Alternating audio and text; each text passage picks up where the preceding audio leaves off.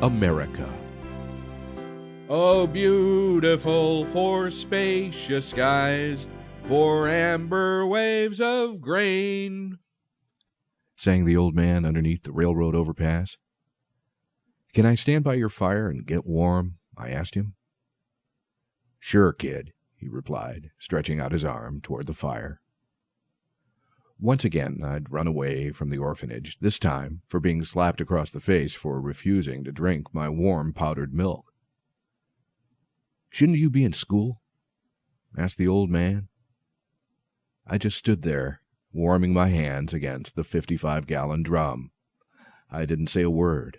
For purple mountain majesties, above the fruited plain, he sang again. What's a fruited plain? I asked him, as I moved my hand as though it were an airplane. Fruited plains, my boy. They're the flatlands of America where all the crops are grown, like corn and wheat, he told me. I've never seen anything like that before, I said.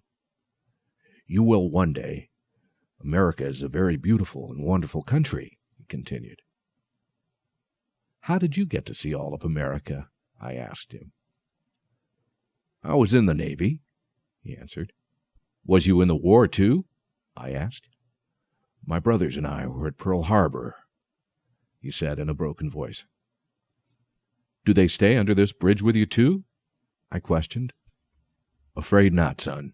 They were both killed in the Japanese attack, he said, as he again broke into song.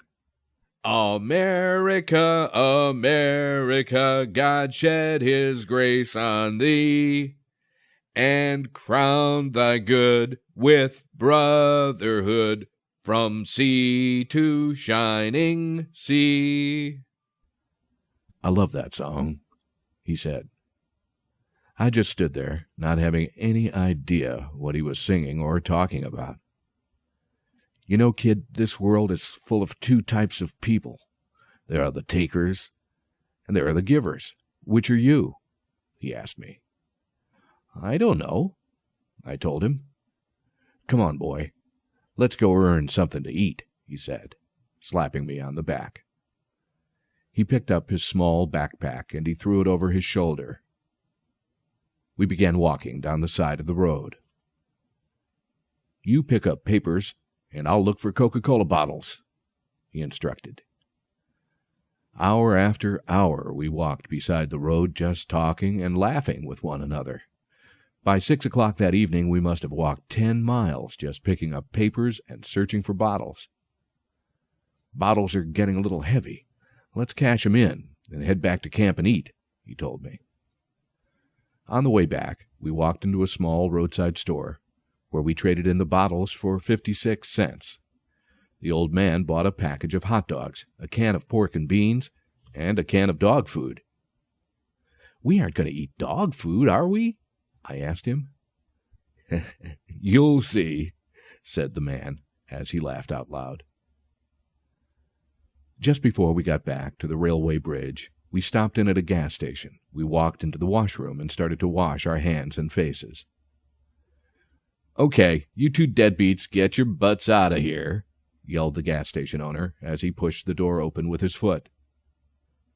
The old man didn't say a word. He just dried his face, and then he walked outside and stood there waiting for me. And don't come back here, said the man as he spit some chewing tobacco which landed on the shoe of the old man. We didn't mean to inconvenience anyone, he told the station owner. Just get out of here, said the owner. We took our day's work and we headed back to camp. When we arrived, the old man opened the can of beans and the dog food with his knife.